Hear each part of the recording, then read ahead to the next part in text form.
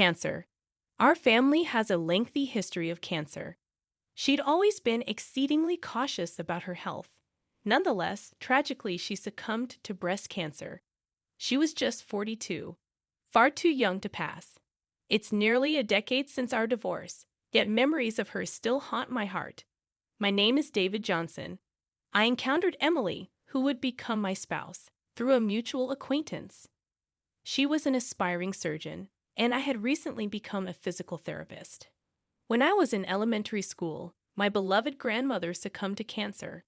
I wept so intensely I hyperventilated. Since then, I vowed to become a doctor to spare others the anguish of losing a loved one to illness. Her words resonated with determination and purpose. I fell in love with her for that. Her unwavering gaze, perhaps due to our shared medical backgrounds, fostered a strong bond between us, leading to dating and eventual marriage a year later. However, our relationship gradually drifted apart. She began crying alone more frequently. When I inquired about her well-being, she would dismiss it with a laugh, insisting, "Don't worry, I'm fine." She always had a tendency to conceal important matters and keep them to herself. Later, through medical connections, I heard rumors about Emily.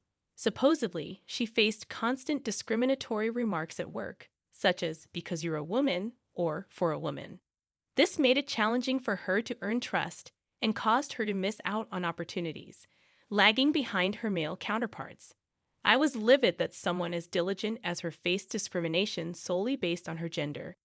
Yet I also felt a pang of disappointment that she didn't confide in me about these issues. It made me question whether she saw me as a dependable confidant.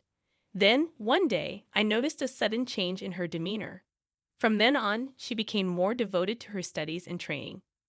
Whenever she had spare time, she'd be at a nearby cafe, buried in her textbooks until closing time.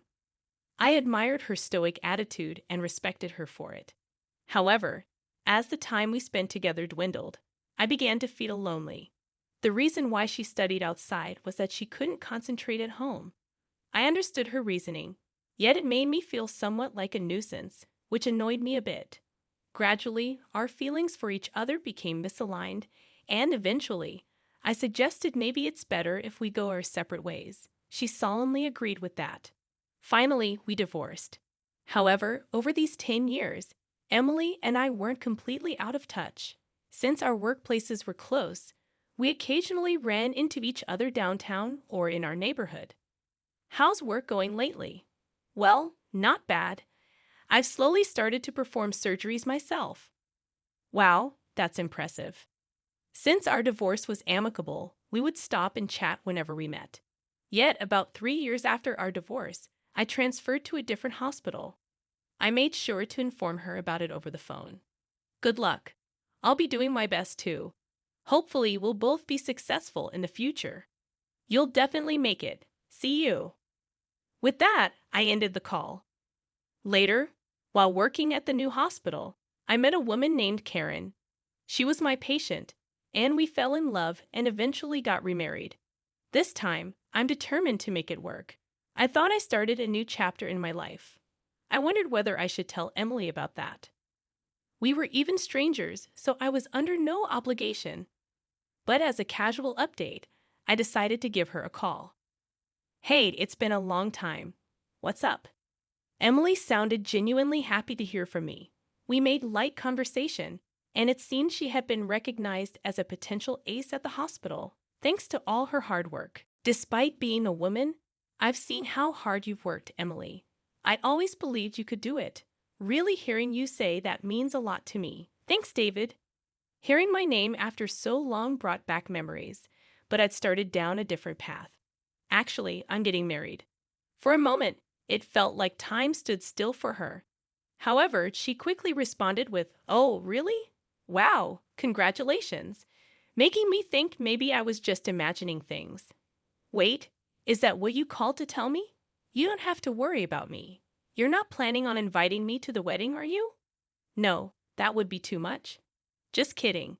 "Okay, having said what I needed to, well, that's all I wanted to say." "Okay, thanks for letting me know, David. I hope you're happy with that." She hung up. It's been over 5 years since I've had any contact with her. That call was our last conversation. When I arrived at Emily's viewing, I was surprised by the sheer number of people coming and going. I saw Emily's cousin and greeted him. "Hi, David. Long time no see. You look well." His name is Alex. He was the one who informed me of Emily's passing. "You seem well too, but this is quite a crowd. Most of them are from the hospital where Emily worked." "Work? Many patients came as well." "Patients too. Yes. So many people were saved by her surgeries. I can't believe someone so amazing was part of our family. I'm really proud." Alex's tears made me feel a lump in my throat. Emily had lived up to her word, wanting to save many people.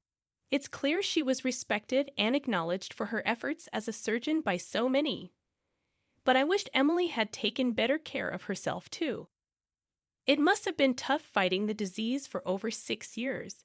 I turned to Alex in surprise. 6 years? The last time I spoke to Emily was 5 years ago. That means she was already battling breast cancer then. Why didn't she tell me? I felt a rush of anger towards her, but I caught myself quickly. At that time, I called to tell her about my upcoming marriage. Perhaps she thought that telling her ex-husband about her cancer would only burden me as I was starting a new chapter. In a way, by announcing my marriage, I distanced myself from her while she faced her fears alone. What a cruel thing I have done. As I offered a flower at her altar, I apologized, regretting my actions. That day, "I'm sorry, Emily, for not realizing sooner." I gave a slight nod to her parents, who were still in tears, struggling to come to terms with their loss. Emily was a great person who saved many lives, but to them, she was their irreplaceable daughter. They must have never wanted to witness her passing. The thought made my heart ache. That's when it happened. "David, do you have a moment right now?" Alex tapped me on the shoulder. "Yes, sure. What's up?" "Actually, there's someone who wants to meet you. Could you come with me?" "Someone wants to meet me. Who is it?" He gestured towards a man. "The gentleman right there. He's Emily's current husband." Hearing that, I was taken aback. Her husband faced me and greeted politely, saying, "Pleased to meet you. I'm Raymond." He seemed significantly older. From our conversation, I learned he was the deputy director at the hospital where Emily worked. So she had remarried a highly experienced doctor.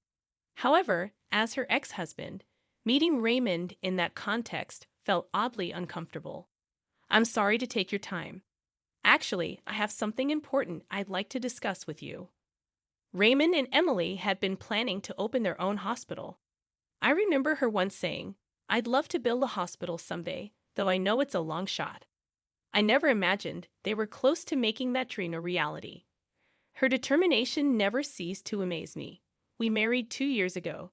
Despite her battle with cancer, she continued to perform surgeries, facing each patient with dedication. I was drawn to her relentless spirit. I knew her prognosis wasn't good, but I wanted to marry her, hoping for the best. Even as a doctor, we wanted to open our hospital together. Raymond wiped away his tears with a handkerchief. He expressed regret that they were so close to realizing their dream, yet it remained unfulfilled. Though Emily has passed, I want to carry on her will, open the hospital, and continue helping many patients, just as she did.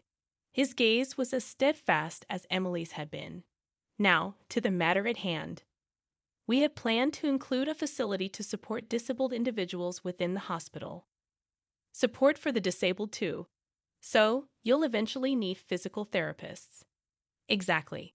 And about the physical therapist position, I was hoping you would consider joining us. Me? I was utterly surprised by the unexpected offer.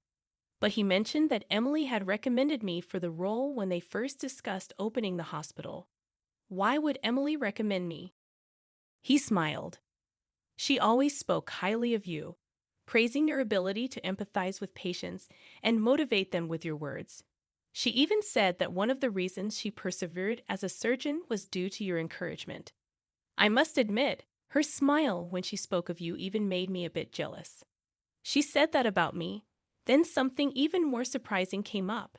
It's possible that she still had feelings for you. What? She never mentioned anything like that in front of me, but there were moments when she seemed to be lost in thought, as if she was conversing with memories deep within her. I believe those were moments with you. Raymond's words made me recall my last conversation with her. Indeed, there was an awkward pause when I informed her of my marriage. To think she still had feelings for me was a shock. I never stopped caring about Emily either. Even when I proposed our divorce, I still loved her. But that love was precisely why we had to part ways. She had a profound conviction, the conviction to save lives as a doctor. I didn't want to stand in the way of that. As a fledgling physical therapist, I had my convictions too. I thought I had no regrets about our decision, yet tears now freely flowed down my cheeks. Raymond gently placed his hand on my shoulder. Emily might have been saddened by our separation, but she never regretted her path as a doctor. Instead, she was grateful for your support, which enabled her to strive forward. I loved her, including the moments she shared with you. I'm sorry I'm speculating. She always hid the most important things after all. I responded with a laugh. Really? He assured me there was still time to think it over before parting ways. When I discussed that with my current wife, Karen, she seemed to see right through me. You want to work there, don't you? You've talked about Emily so often. Feeling guilty for my insensitivity, I started to apologize, but she smiled. It's okay. It's not about holding on to the past. You always spoke of Emily with such respect. I understand. Raymond's feelings. Normally, one might be hesitant to work with their spouse's ex, but Raymond accepted her suggestion willingly. She must have respected you deeply, believing you were the right person for this. Your relationship with Emily goes beyond just being ex-spouses, and both Raymond and I believe that. So, follow your heart. Closing my eyes, I reflected on Karen's words. Emily was indeed someone very special to me. It's true. I'm grateful to both Raymond and Karen for understanding that. Years later, I find myself working as a physical therapist at the facility Raymond built in Emily's memory. The hospital is equipped with the latest technology to ensure comprehensive care for cancer patients. It can be called a testament to Emily's legacy. I'm committed to carrying on her will, aspiring to help as many